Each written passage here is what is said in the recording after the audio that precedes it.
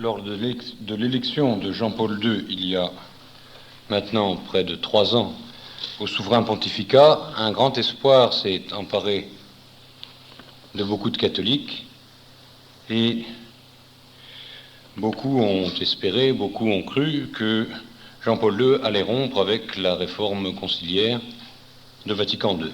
Eh bien, ce soir, je voudrais vous montrer avec des textes que j'ai patiemment collationnés pendant 18 mois et plus, tous les grands textes doctrinaux de Jean-Paul II, ses encycliques, et également ses discours, ses allocutions aux audiences générales.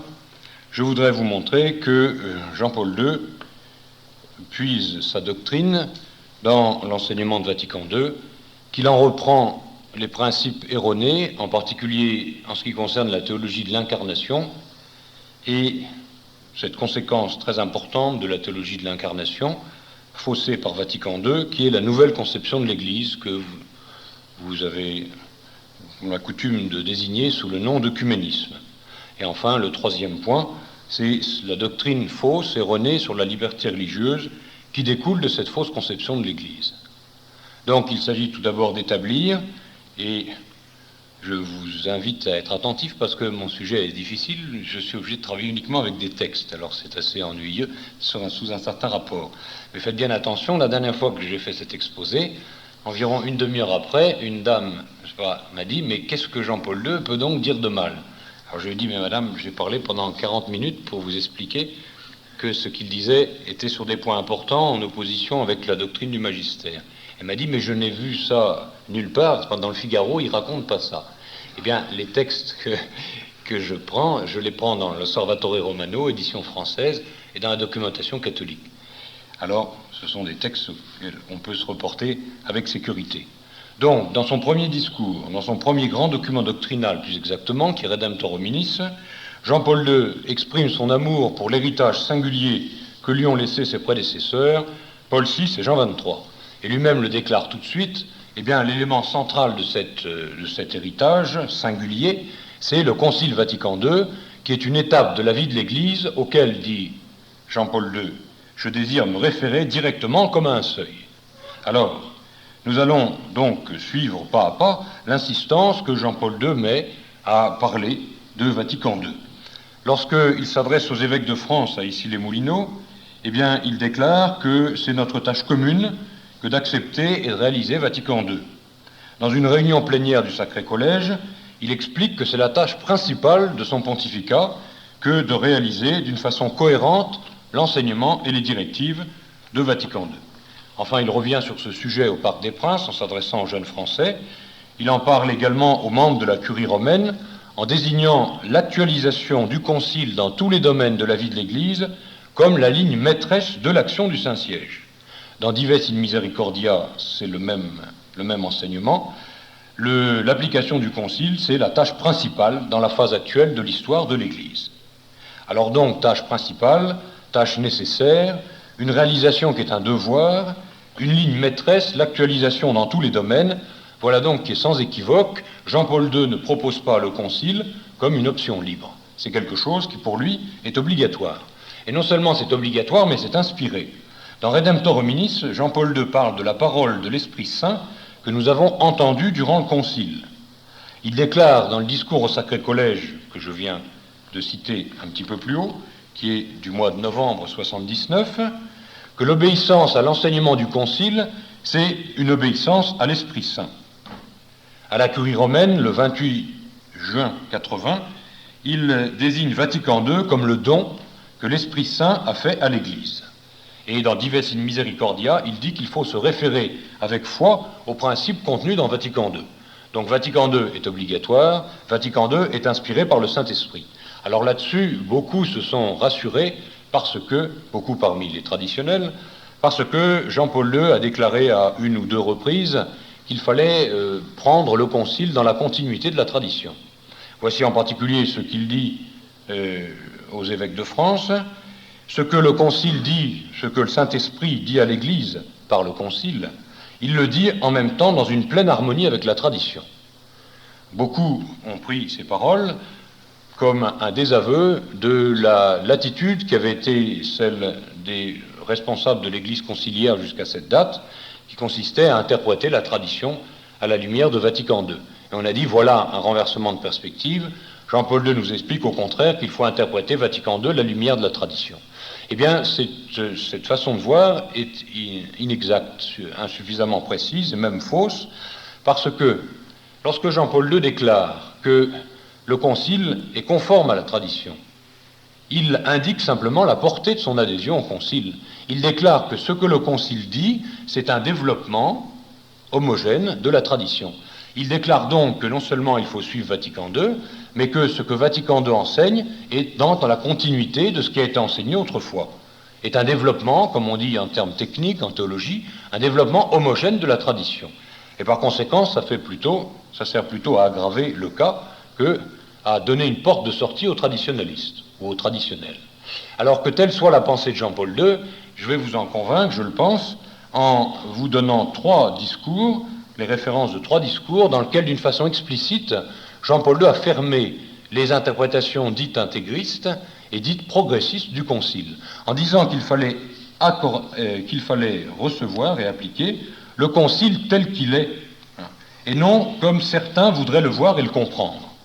Il a déclaré cela en substance dans le discours d'ouverture à cette réunion plénière du Sacré Collège du mois de novembre 79. La vraie voie de la réalisation de Vatican II, c'est celle qui se dégage des propositions contraires, la traditionnelle et la progressiste. Dans le discours aux évêques de France, où pour la première fois il a stigmatisé nommément le progressisme et l'intégrisme, et enfin aux évêques d'Allemagne, d'une façon explicite, il a affirmé que Vatican II, que l'Église de Vatican II, de Vatican I, du Concile de Trente et des premiers conciles, est une seule et même Église, et que cela, il faut l'expliquer avec une grande fermeté et en même temps avec une grande prudence aux traditionnels, aux intégristes qui sont arrêtés à un stade de l'évolution de l'Église. Donc je crois que c'est sans équivoque, on ne peut pas, si on regarde tous ces textes, conclure autre chose. Voilà l'héritage singulier que Jean-Paul II recueille de ses prédécesseurs immédiats, un concile qui est obligatoire, et donc dont la réalisation va être sa ligne maîtresse dans son pontificat, un concile qui est censé être un don du Saint-Esprit, un concile qu'il dit être un développement continu, homogène de la tradition. Eh bien, c'est donc dans ce concile qu'il faut aller chercher les principes de la doctrine de Jean-Paul II, comme il l'a fait lui-même. C'est ce que nous allons faire pour le premier point, peut-être le plus important. Je vous demande un peu d'attention aux explications que je vais donner, concernant l'incarnation. Quel est, mes chers amis, quel est le principe le plus important de Vatican II? Eh bien, écoutez Jean-Paul II qui vous donne la réponse. L'un des principes fondamentaux, et peut-être même le plus important de l'enseignement du dernier concile, c'est que si la mission de l'Église se réalise de manière théocentrique, en fait, elle est anthropocentrique. Je n'invente rien.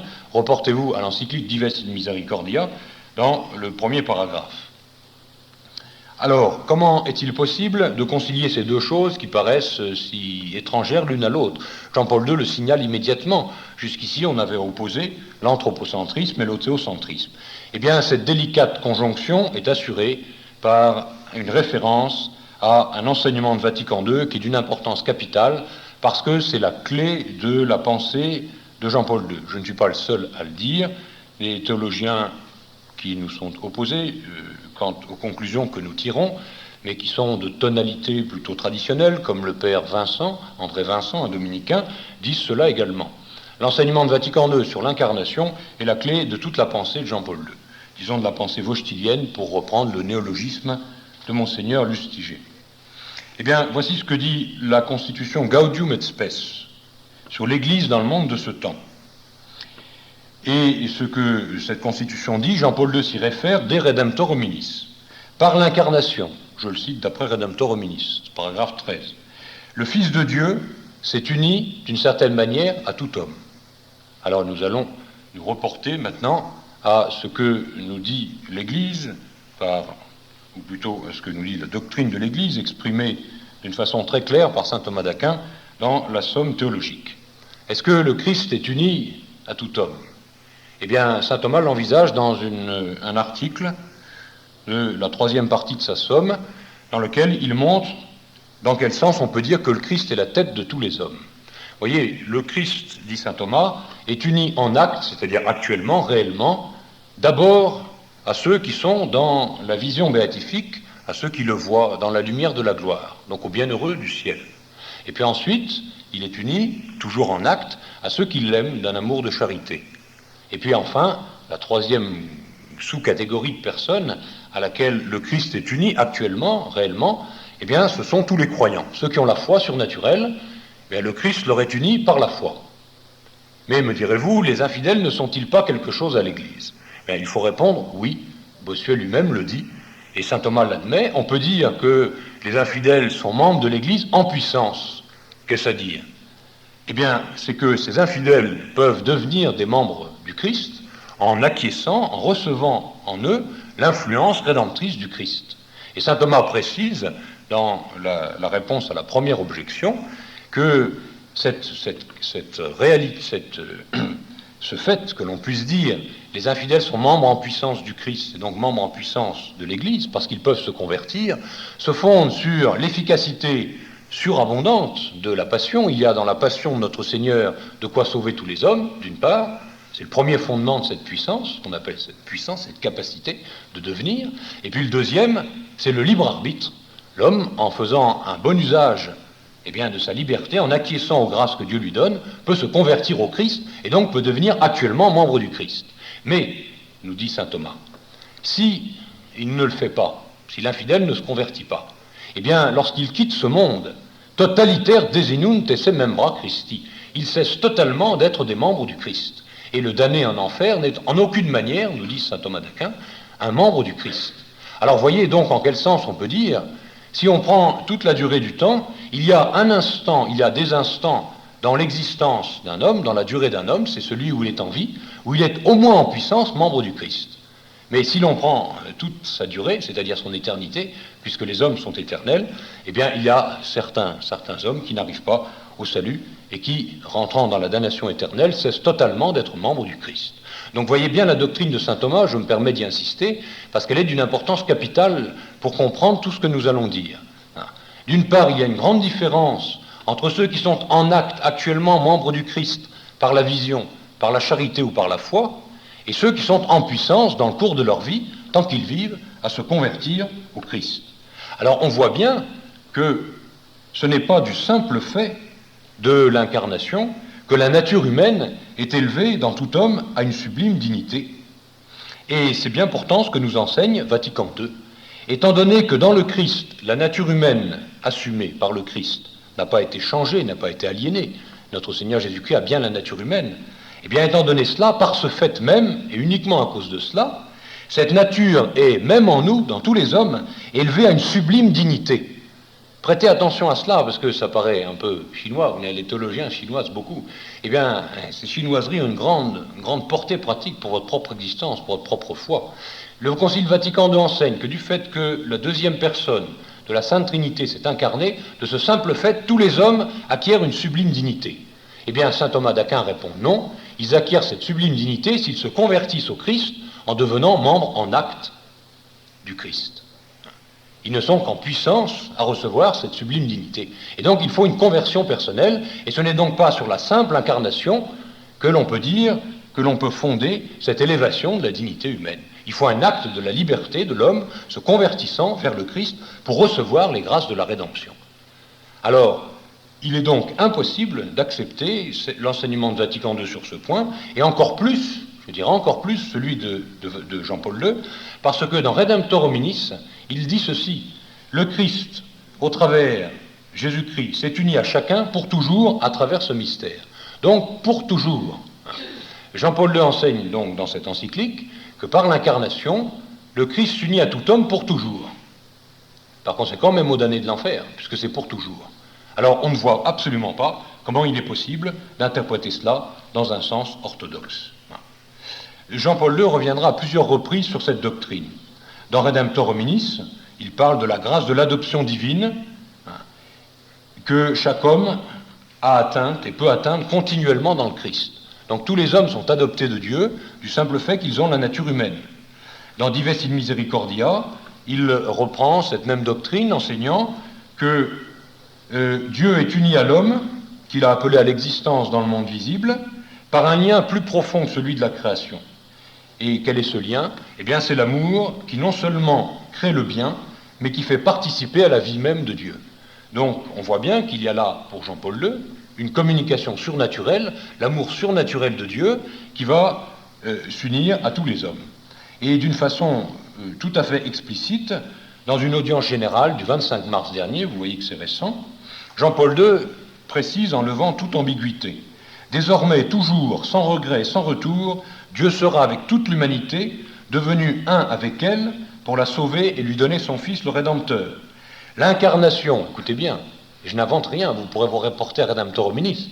À la fin de l'exposé, ne dites pas, mais qu'est-ce qu'il y a de contraire à la doctrine catholique? Allez voir les textes, si vous pensez que je tire les textes dans un certain sens, mais c'est bien objectif. L'incarnation confère pour toujours à l'homme son extraordinaire, unique et ineffable dignité. Alors, à la lumière de ces explications de Jean-Paul II, nous comprenons comment on peut coordonner, prétendument, mais comment on peut prétendre coordonner l'anthropocentrisme et le théocentrisme. La mission de l'Église conciliaire, est bien anthropocentrique, mais elle se réalise d'une manière théocentrique parce que, comme le Christ est uni à tout homme, aller vers le Christ, eh bien, c'est se diriger vers l'homme. Et donc la manière est théocentrique, puisqu'on va vers le Christ, mais finalement, l'essence de la mission de l'Église, le but ultime, eh bien, c'est bien l'anthropocentrisme, puisque le Christ nous conduit à l'homme, puisqu'il est uni à tout homme. Et Jean-Paul II, dans Redemptor Hominis, parle explicitement de la route qui va du Christ à l'homme. Ça, vous pouvez lire les textes, c'est dedans. Alors, vous voyez tout de suite, mes chers amis, une conséquence très importante, et que vous pourrez facilement saisir, c'est quelle est, dans ce contexte, que devient la rédemption? Puisque notre nature est élevée à une sublime dignité, à quoi bon la passion rédemptrice? À quoi bon la croix? Eh bien, dans l'optique de Jean-Paul II, elle est un témoignage. La croix vient témoigner de la dignité de l'homme qui a été acquis par l'incarnation. C'est renversant, mais c'est ainsi. Voici les textes. Sur le chemin de l'élection éternelle de l'homme, à la dignité de fils adoptif de Dieu, surgit précisément dans l'histoire la croix du Christ, Fils unique, qui est venu donner l'ultime témoignage de l'admirable alliance de Dieu avec l'humanité, de Dieu avec l'homme, de Dieu avec chaque homme. Donc indépendamment de la réception des grâces de la rédemption par un acte personnel de conversion. Ceci est dans Dives in Misericordia, paragraphe 7. Et j'illustre ce propos, comme l'a fait Jean-Paul II lui-même, en me reportant à l'exultet pascal. Vous avez peut-être assisté à la cérémonie de la nuit pascale, dans laquelle le diacre chante l'exultet. Eh bien, dans l'exultet, la liturgie catholique a une expression extrêmement hardie. Elle parle de la faute bienheureuse qui nous a valu un tel Rédempteur. C'est-à-dire que la faute primitive, le péché originel, a été l'occasion par laquelle Dieu a tiré un bien meilleur. Puisque l'homme avait péché, eh bien Dieu va, mirabilius reformasti, comme on dit dans la messe, il va réparer d'une façon plus admirable encore la chute de l'homme, l'indignité de l'homme, en envoyant le Rédempteur. Voilà ce que veut dire le O Felix culpa, qui nous a valu un tel et un si grand Rédempteur.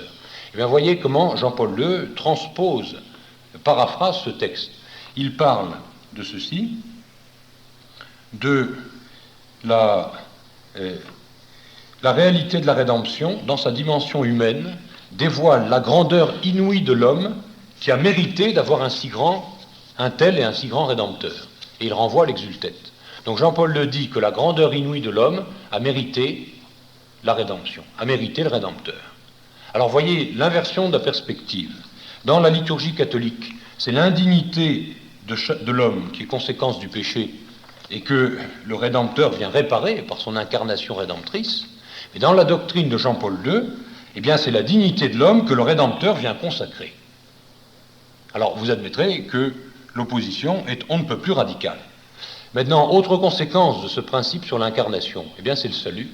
Voilà une conséquence très commode pour chacun d'entre nous, censément, parce qu'en fait, il n'en est rien, c'est faux. Eh bien, c'est que tout homme est sauvé. Puisque le Christ est uni pour tout homme à chacun d'entre nous, eh bien, comment peut-il se faire que même ne serait-ce qu'un seul des hommes échappe à cela et se damne? Alors vous me direz, mon père, vous tirez les textes à vous parce que vous voulez absolument démontrer qu'il y a opposition entre la doctrine de Jean-Paul II et l'enseignement de l'Église. Eh bien, voyez ce que dit Jean-Paul II lui-même le 27 avril 80, dans une visite à une paroisse romaine. le Christ obtient une fois pour toutes le salut de l'homme, de chaque homme et de tous, de ceux que nul n'arrachera à sa main. Nous sommes de nouveau devenus la propriété du Père, grâce à cet amour qui ne recule pas devant l'ignominie de la croix, pour pouvoir, écoutez bien, garantir à tous les hommes, nul ne pourra vous arracher à ma main.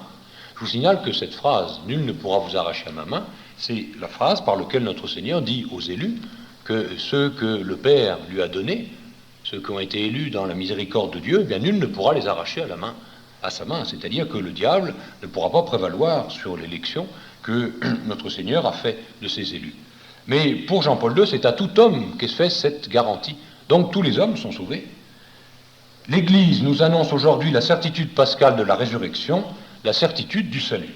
Osservatore Romano du 6 mai 80. Et cet enseignement de Jean-Paul II est développé ensuite dans Dives in Misericordia, où il affirme que le mystère de l'élection concerne tout homme, toute la grande famille humaine. Le mystère de l'élection par lequel Dieu élève les âmes et prédestine les âmes à la grâce et à la gloire. Il parle également, dans cette même encyclique, des hommes créés à l'image du Créateur et Père, et choisis, donc élus, dès le commencement, en ce Fils, en vue de la grâce et de la gloire.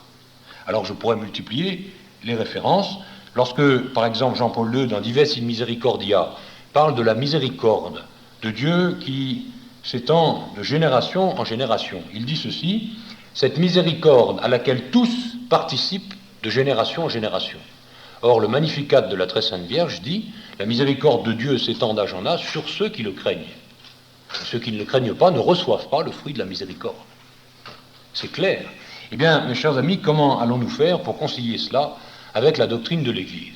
Cette doctrine de l'Église, un concile provincial, mais qui a été reconnu, accepté par l'Église universelle et par le siège apostolique, tenez-vous bien, c'est le concile de Carisiacum. Ça veut dire Quercy-sur-Oise, près de Reims. Eh bien, ce concile de Carisiacum, tenu en 853 pour condamner les erreurs de Gottschalk sur la prédestination, dit ceci: le Dieu Tout-Puissant veut que tous les hommes soient sauvés, bien que tous ne se sauvent pas. C'est clair, c'est l'enseignement du magistère. Que certains soient sauvés, c'est un don du Sauveur.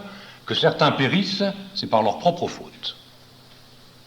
Et puis, le Concile de Trente dit que celui qui prétend qu'une fois baptisé et justifié, eh bien, il est tenu de croire de foi qu'il est du nombre des prédestinés, celui-là est anathème, d'après le Concile de Trente. Si quelqu'un dit « je suis baptisé, je suis justifié, donc la foi m'oblige à croire que je suis sauvé », il est anathème. Si quelqu'un dit également qu'il est certain d'une certitude absolue et infaillible d'obtenir ce grand don de la persévérance finale, il est également anathème. Enfin, le pape Pie II, dans une lettre de 1459, a condamné la proposition d'un chanoine de Bergame qui disait que tous les chrétiens étaient sauvés. Alors, si ça est condamné, si même les chrétiens périssent, eh bien, a fortiori pour tous les hommes. Voici donc le faux principe relatif à l'incarnation qui a été emprunté par Jean-Paul II à Gaudium et Spes, qui porte ici ses ultimes conséquences. L'Église a une mission anthropocentrique, elle va vers l'homme par le Christ, parce que le Christ est uni pour toujours à chacun. La passion rédemptrice n'est que le témoignage de cette éminente dignité de l'homme qui est acquis une fois pour toutes, et pour tous et pour chacun, dans l'incarnation. Et Jean-Paul II l'appelle un témoignage de la solidarité du Christ avec la destinée humaine, un don désintéressé à la cause de l'homme. Alors, voici maintenant le moment d'aborder une conséquence capitale et visible de ce faux principe sur l'incarnation. C'est la fausse conception de l'Église que développe Vatican II, que reprend et explicite et précise d'une façon très intéressante, à un certain point de vue, Jean-Paul II. Lorsque Jean-Paul II s'adresse aux représentants des acatholiques, des communautés non catholiques, lors de sa cérémonie d'intronisation, oui, il n'a pas tardé, il dit que l'engagement de l'Église catholique dans le mouvement œcuménique, non pas œcuménique dans un sens qui serait acceptable, mais tel qu'il s'est exprimé dans le Concile du Vatican, le deuxième, eh bien cet engagement est irréversible. Il ne se fonde pas sur des considérations contingentes, dit plus loin Jean-Paul II, il se fonde, il le dira dans un discours à la Curie romaine que j'ai déjà cité, il se fonde sur la volonté même de Dieu et c'est une priorité de l'action de l'Église. Alors voyons voyons cet enseignement de Vatican II sur l'Église et sur l'œcuménisme. Jean-Paul II dit que Lumen Gentium contient une étonnante et riche vision de l'Église qui requiert une réalisation persévérante. Quelle est cette vision? La voici. Cette Église, dit Vatican II, subsiste, cette Église, c'est l'Église du Christ, subsiste dans l'Église catholique, comme société constituée et organisée dans ce monde. Vous voyez, l'affirmation est très précise. Elle subsiste. La vraie Église du Christ, où est-elle? La réponse du catéchisme, c'est l'Église catholique, apostolique et romaine. La réponse de Vatican II est plus subtile. Ce n'est pas cela. Elle subsiste comme société constituée organisée dans l'Église romaine. Mais de nombreux éléments de sanctification et de vérité se rencontrent en dehors d'elle, en dehors de son ensemble, extra ius compaginem. Les textes sont très clairs. Alors, je dois rappeler ici, pour vous faire comprendre la portée de la déviation introduite par Vatican II, la doctrine du magistère. Il est certain qu'il peut y avoir des âmes en état de grâce, en dehors de l'appartenance visible à l'Église romaine. Mais l'enseignement du magistère est parfaitement clair, en particulier Léon XIII dans sa grande encyclique sur l'unité de l'Église, Satis Cognitum, Pie XII dans sa très belle encyclique sur le corps mystique, Mystici Corporis, rappelle que toutes ces âmes qui sont dans une ignorance invincible, sont unies à l'Église romaine. Elles appartiennent à l'Église romaine, bien que, peut-être elles-mêmes ne le sachent pas, elles y appartiennent par un vœu, pas simplement par le vœu explicite du catéchumène, le catéchumène qui va être baptisé. Il appartient déjà à l'Église par un vœu explicite. Mais l'âme de bonne foi, qui est dans une ignorance invincible, en dehors de l'appartenance visible à l'Église romaine, peut, par la grâce de Dieu, lui appartenir par un vœu implicite, informé par la charité. Mais ce que précise l'Église, c'est que ces hommes ne sont pas en dehors, extra ius compaginem, ne sont pas en dehors de l'ensemble de l'Église. Ils sont dans l'Église, bien qu'ils lui appartiennent invisiblement. Et dans l'étonnante et riche vision de l'Église de Vatican II, il en va tout autrement. Ces hommes sont en dehors de l'ensemble de l'Église. Et ils possèdent de nombreux éléments de sanctification et de vérité. Alors pour Vatican II, l'Église catholique romaine est une manière de subsister de l'unique Église du Christ, du corps mystique. C'est la manière dont ce corps mystique subsiste comme société organisée, mais il y a d'autres façons, d'autres manières de réaliser imparfaitement le corps mystique. Voyez, la différence d'optique est radicale. Dans l'enseignement de l'Église, le corps mystique et l'Église catholique romaine, c'est une seule et même chose, bien que certains lui appartiennent invisiblement, lui appartiennent par un vœu implicite. Dans l'enseignement de Vatican II, le corps mystique est plus large que l'Église romaine, puisque le corps mystique, c'est l'ensemble de ceux qui ont la sanctification et la vérité, et qui sont en dehors de l'ensemble de l'Église romaine. Alors je vous rappelle que tout cela, ce ne sont pas simplement des subtilités de théologiens, mais Pie XII a bien rappelé que la doctrine de Mystici Corporis sur l'identification du corps mystique et de l'Église catholique romaine est fondée sur les sources de la révélation. Alors Jean-Paul II ne va cesser de reprendre et d'expliciter cette doctrine de Vatican II. Lorsqu'il revient de son voyage d'Afrique, lors d'une audience générale, il déclare que tous ces voyages apostoliques, celui-là en particulier, sont la réalisation de Lumen Gentium. Jean-Paul II fait des pèlerinages au sanctuaire vivant du peuple de Dieu, il le dira explicitement, parce que, nous dit-il, dans les différentes communautés ecclésiales des différents pays, se réalise ce chapitre de Lumen Gentium qui traite des nombreuses sphères d'appartenance à l'Église comme peuple de Dieu. Vous voyez, Jean-Paul II dit que s'il veut rencontrer les protestants, les orthodoxes, les musulmans, les bouddhistes, les animistes, c'est que tous appartiennent d'une façon ou d'une autre, sont des membres d'une des sphères d'appartenance à l'Église comme peuple de Dieu. Et que c'est bien là l'application de Lumen Gentium. Mais non seulement cela, mais il affirme que pour toutes ces catégories du peuple de Dieu, il a une particulière espérance de salut. Cela, il l'a déclaré au mois de mai 1980, dans ce fameux discours au retour d'Afrique. Voyez, comparons sur ce point précis l'enseignement de Pie IX avec celui de Jean-Paul II. Jean-Paul II dit « J'ai une particulière espérance de salut pour tous, parce que ce salut, même s'il s'accomplit hors de l'Église visible, se réalise cependant grâce au Christ opérant dans l'Église. Et Pie IX, dans le syllabus, condamne les deux propositions suivantes. Les hommes peuvent trouver la voie du salut éternel et l'obtenir dans le culte de toutes les religions. Cette proposition est condamnée par Pie IX, dans le syllabus. Il condamne une autre proposition. Il faut au moins avoir bon espoir au sujet du salut de tous ceux qui n'appartiennent en aucune façon à l'Église. Et ces propositions, donc condamnées par Pie IX, sont en substance enseignées par Jean-Paul II, puisqu'il dit qu'il a une particulière espérance du salut pour ceux qui sont en dehors de l'Église.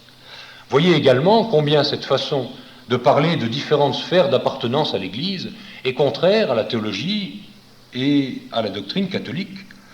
Pie XI, dans Mortalium Animos, en particulier, dit « Il est absurde et ridicule de dire que le corps mystique puisse être formé de membres épars et disjoints. » On a traduit récemment cette encyclique, reportez-vous à la traduction qu'on en a faite, qui est bonne, hein, et vous lirez avec édification cette phrase. Hein.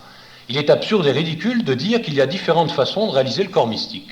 Il est donc absurde et ridicule, au dire de Pie XI, de dire qu'il y a différentes sphères d'appartenance à l'Église comme peuple de Dieu. Et c'est bien pourtant ce qu'enseigne Jean-Paul II. Je suis obligé de sauter beaucoup de textes du magistère, je pense les publier tous, pour que vous les ayez en main et que vous puissiez comparer. Mais cette citation vous suffira. Autre conséquence de la conception de l'Église dans l'enseignement de Jean-Paul II, eh bien, c'est que les communautés qui ne sont pas l'Église sont également parfois des moyens de salut. Ceci est faux, je le précise. On est obligé, c'est très difficile dans une conférence de ce type, parce qu'on dit les enseignements qui sont des erreurs, et il faut préciser que ce sont des erreurs, pour qu'il n'y ait aucune confusion. Eh bien, il est faux, bien entendu, de dire que les communautés non catholiques puissent être des moyens de salut, comme je vais vous le montrer avec des textes du magistère.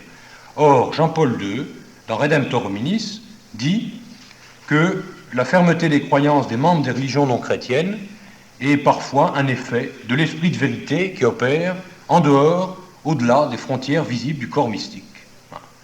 Alors, comment pouvons-nous attribuer à l'esprit de vérité la fermeté des croyances des membres des religions non chrétiennes, c'est-à-dire la fermeté des croyances à un ensemble de choses dans lesquelles il y a de l'erreur? C'est impossible. Il est vrai qu'il y a des grâces en dehors de l'Église. Ne soyez pas janséniste ou kennéliste. La proposition disant qu'il n'y a aucune grâce en dehors de l'Église a été condamnée. Il y a des grâces que le Saint-Esprit donne aux âmes en dehors de l'Église. Mais ce n'est pas pour les arrimer, pour les enferrer dans la fermeté de croyances erronées, c'est pour les pousser à céder à la grâce divine. C'est ce que dit explicitement Pie XII. Même à ceux qui, en dehors de l'appartenance visible à l'Église romaine, se trouvent par un certain désir et souhait inconscient ordonnés au corps mystique du Rédempteur, eh bien ceux-là sont privés de temps et de si grands secours et faveurs célestes dont on ne peut jouir que dans l'Église catholique. Même ceux qui sont de bonne foi, qu'est-ce qu'ils doivent faire? Voici ce que dit Pie XII, ce qui est une véritable parole pastorale, apostolique, pour s'assurer de leur salut. Ils doivent céder librement et de bon cœur. Donc céder, c'est que le Saint-Esprit les pousse, puisqu'il faut céder. Il les pousse à céder, et donc à ne plus adhérer à leurs fausses croyances. Et donc à céder à ces impulsions de la grâce divine et à s'efforcer de sortir d'un état où nul ne peut être sûr de son salut. Pie IX l'avait dit explicitement également dans la lettre apostolique Iam Vos Omnes à tous les dissidents. Avant le concile de Vatican I, il a invité tous les dissidents à se réunir à l'Église. Et il leur a dit qu'il fallait se dégager d'un état où ils ne peuvent être assurés de leur salut.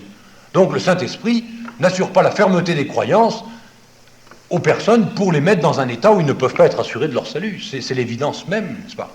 De même, Jean-Paul II dit dans Catéchésie Tradende, certains ont louangé cette exhortation apostolique sur le catéchisme.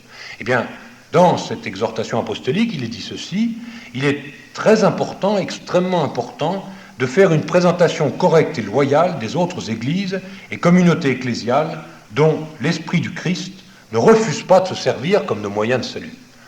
Mes chers amis, je vous invite à être attentifs. Est-ce que l'esprit du Christ se sert comme de moyen de salut des communautés ecclésiales? Eh bien, la réponse de l'Église, donc de l'esprit de vérité, c'est non. Et là, pratiquement, je ne peux pas vous citer de texte du magistère parce qu'il y en a trop. Alors, je bondis d'une partie du Denzinger à l'autre, n'est-ce pas? tous ces textes du magistère enseignent que l'Église est la seule société qui soit un moyen de salut. Les âmes qui sont dans l'erreur invincible et qui ne lui appartiennent pas visiblement, lui appartiennent par un vœu implicite et font leur salut malgré la communauté ecclésiale à laquelle elles appartiennent. Tel est l'enseignement de l'Église. C'est ce que dit le 16e concile de Tolède, la profession de foi prescrite aux Vaudois, le concile de la 34, Boniface VIII d'Angnam Sanctam, le concile de Florence, les encycliques de Léon XII, Ubi Primum par exemple, les encycliques de Grégoire XVI, de Pie IX, en particulier Pie IX dans Quanto Conficiamur Merore, eh bien, dit que ce dogme qui nous intéresse est notissimum catholicum dogma. C'est que c'est le dogme tel qu'il n'y en ait pas de plus connu. La nécessité d'appartenir à l'Église, arche du salut. Et que prétendre quelque chose qui va contre est souverainement contraire à la doctrine catholique. Et puis ensuite Léon XIII dans Satis Cognitum, Pie XI Mortalium Animos, etc. Dans une lettre envoyée par le Saint-Office à l'évêque de Boston, je crois, il est précisé quelles sont les conditions pour que le vœu implicite produise des fruits salutaires, que le vœu implicite des âmes qui sont dans une ignorance invincible, en dehors de l'appartenance visible au corps mystique. Il faut, dit cette lettre, qui est très importante, car elle a précisé tout à fait la théologie de l'Église sur ce point, il faut qu'il soit informé par la foi surnaturelle. Qui n'a pas la foi ne peut pas plaire à Dieu. Et donc, l'âme qui est dans l'ignorance invincible, pour être sauvée, doit avoir la foi surnaturelle. Par conséquent, elle ne peut pas être enferrée par le Saint-Esprit dans la croyance, dans des croyances erronées, c'est impossible.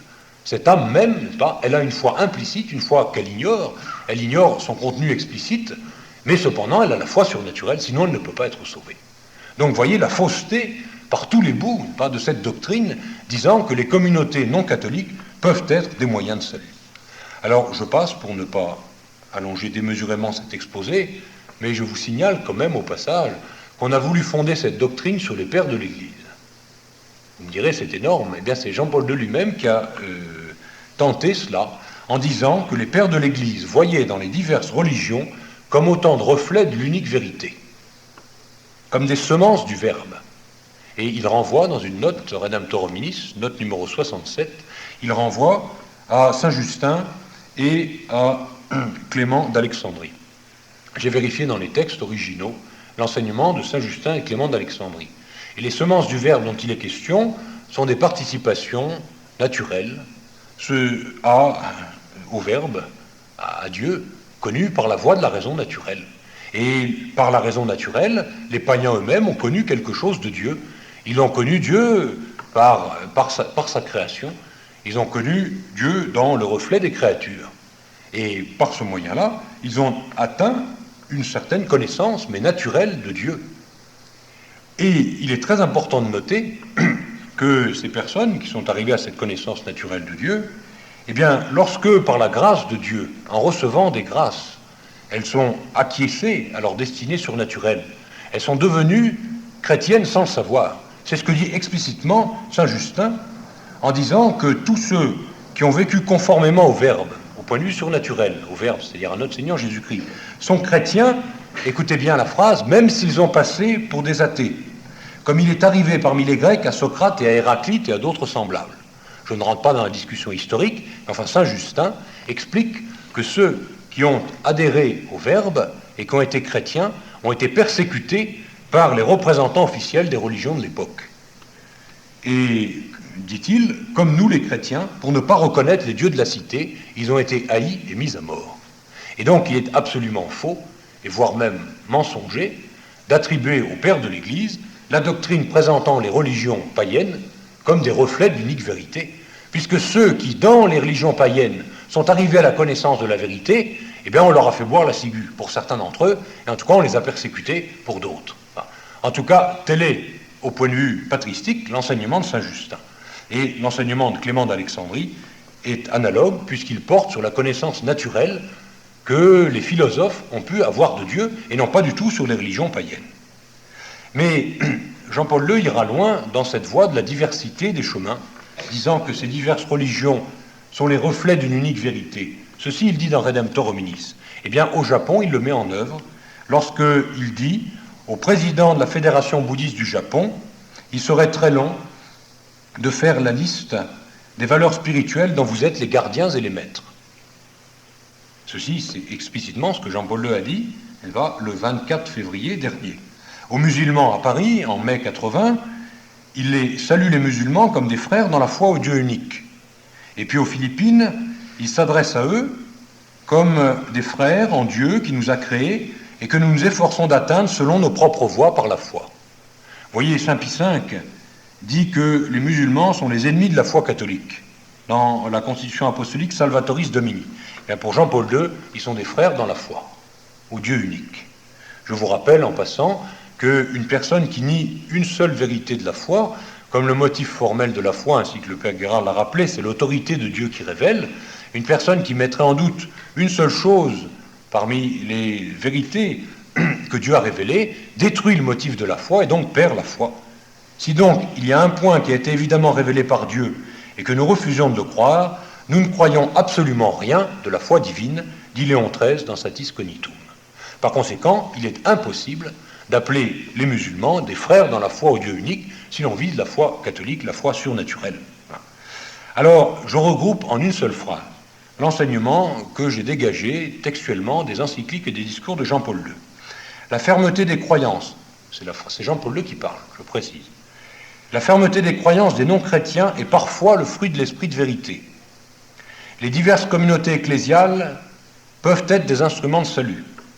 Les diverses religions sont, au dire des pères de l'Église, paraît-il, autant de reflets de l'unique vérité. Malgré la diversité des chemins, les bouddhistes sont des maîtres spirituels, des maîtres dans les valeurs spirituelles, et les musulmans sont nos frères dans la foi au Dieu unique. Mais il faut se reporter à tous ces textes, n'est-ce pas? Alors, pour ce qui concerne les protestants, c'est encore plus fulgurant, si j'ose dire.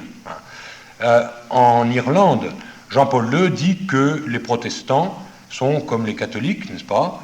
Nous devons tous progresser dans la fidélité à l'antique tradition de l'Église chrétienne. À Nairobi, en s'adressant aux représentants des autres religions chrétiennes, dites chrétiennes, il parle de la commune foi apostolique. Donc, il dit que les protestants ont la même foi apostolique que nous.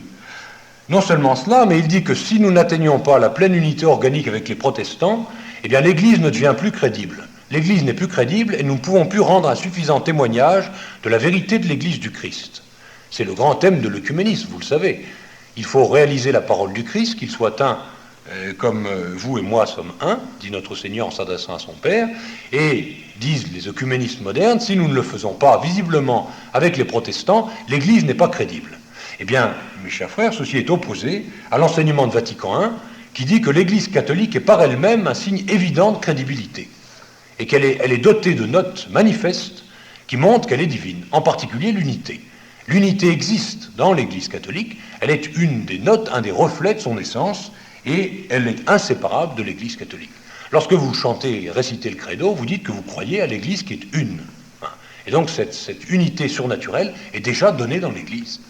Alors prétendre qu'il faut réaliser l'œcuménisme moderne pour pouvoir rendre un témoignage crédible, c'est aller contre l'enseignement de Vatican I.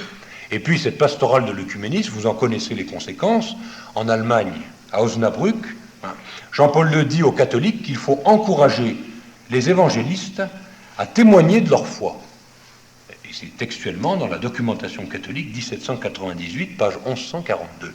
Il faut encourager d'une manière opportune et amicale vos frères évangéliques, donc les protestants, à témoigner de leur foi et à fortifier et approfondir dans le Christ leur forme de vie religieuse.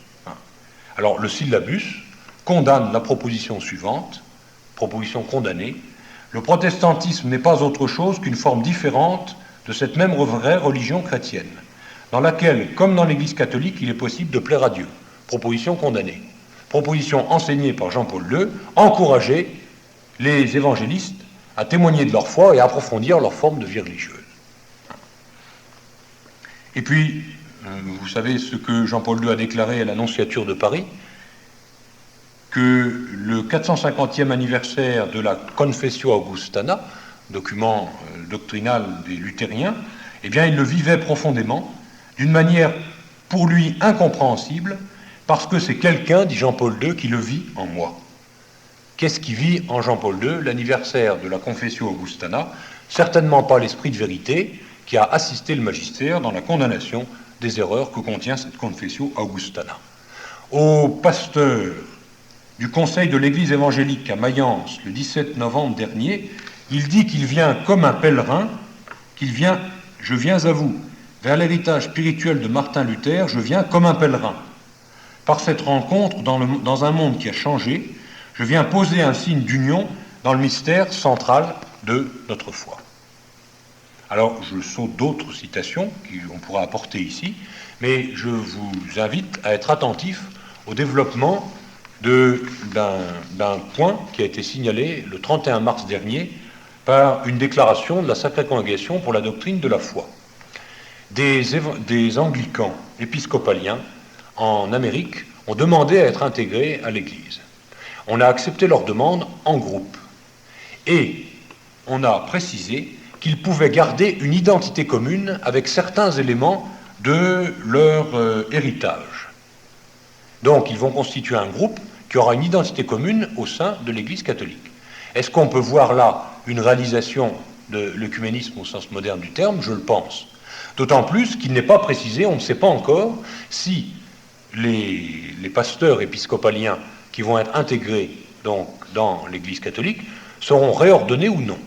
S'ils ne sont pas réordonnés, cela va contre l'enseignement de Léon XIII dans Apostolicae Curae, qui avait décrété que les ordinations anglicanes étaient invalides.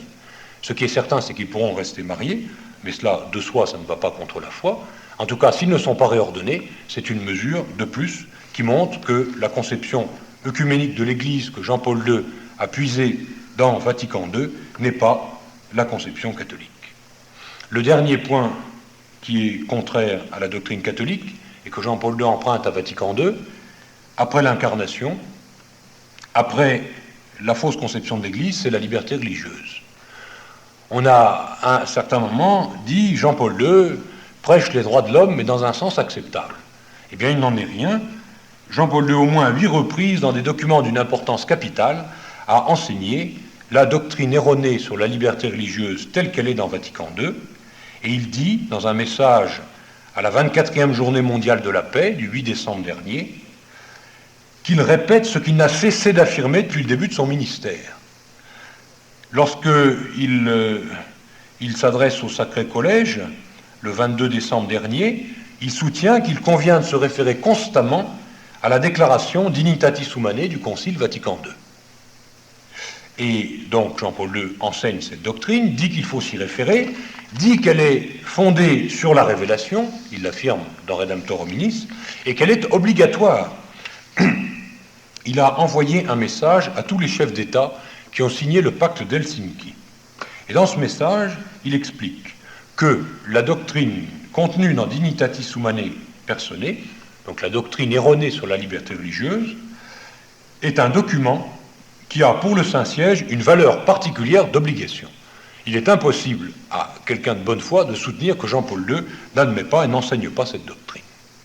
Alors, voyez la lignée, le fil logique de ces différents points que j'ai relevés. Jean-Paul II se fonde sur le Concile qui est sa source doctrinale, sa référence, ce qu'il veut actualiser d'une façon constante dans l'Église. Le Concile contient un enseignement erroné sur l'incarnation. Le Christ est uni à tout homme. De cet enseignement erroné sur l'incarnation découle que l'Église subsiste un petit peu partout. Puisque le Christ est uni à tout homme, il y a différentes réalisations du corps mystique. Et puisqu'il y a différentes réalisations du corps mystique, chacun doit pouvoir exprimer sa doctrine à l'extérieur. Et donc c'est la liberté religieuse. Vous voyez, comme tout est cohérent, le Christ est uni à tout homme, le corps mystique, il est un petit peu partout, et donc chacun a le droit d'exprimer sa façon de voir, puisque c'est quelque chose dont l'esprit du Christ se sert comme d'un moyen de salut. Alors, pour conclure, il nous faut souligner que Jean-Paul II désigne lui-même l'Église que Monseigneur Benelli appelait l'Église conciliaire, sous un terme extrêmement troublant, l'Église du Nouvel Avant. Qu'est-ce que c'est que cet avant ? Est-ce que c'est l'avant de l'arrivée de l'Antéchrist ? On ne sait pas. Mais en tout cas, ce qui est certain, c'est que dans Redemptor Hominis, Jean-Paul II emploie ce terme, l'Église du Nouvel Avent, et lorsqu'il s'adresse au Sacré Collège, il dit que le Concile Vatican II a jeté les bases d'un rapport substantiellement nouveau entre l'Église d'une part et le monde de l'autre. Et suivez bien l'expression de Jean-Paul II. S'il y a un rapport substantiellement nouveau entre l'Église du Nouvel Avent, l'Église de Vatican II, et le monde, comme le monde n'a fait qu'empirer depuis Vatican I, ça ne s'est pas amélioré. Enfin, on ne voit pas que les peuples se convertissent au Christ, n'est-ce pas, et pratiquent la vertu davantage. Eh bien, c'est que c'est l'Église du Nouvel Avent qui a changé par rapport à l'Église catholique. Et je termine cet exposé sur une évocation faite par Pie XII qui, moi, m'impressionne énormément. On dirait que Pie XII a entrevu cette Église du Nouvel Avent pour la rejeter. Vous voyez ce que Pie XII déclare à la jeunesse romaine, en évoquant une Église qui délaisse, qui se détache du fondement inébranlable sur lequel le Christ l'a édifié, pour s'installer commodément sur le sable mouvant des opinions du jour, ou pour s'abandonner au courant qui passe. Chers fils et filles, héritiers spirituels d'une innombrable légion de confesseurs et de martyrs, dit Pie XII, est-ce là l'Église que vous vénérez et que vous aimez? L'Église qui suit le courant, l'Église du culte de l'homme, l'Église du Nouvel Avent. Est-ce là l'Église que vous vénérez et que vous aimez? Reconnaîtriez-vous dans une telle Église les traits du visage de votre mère?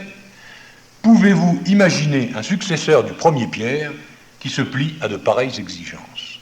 Pie XII, 20 février 1949. Eh bien, sur ces considérations, j'achève cet exposé.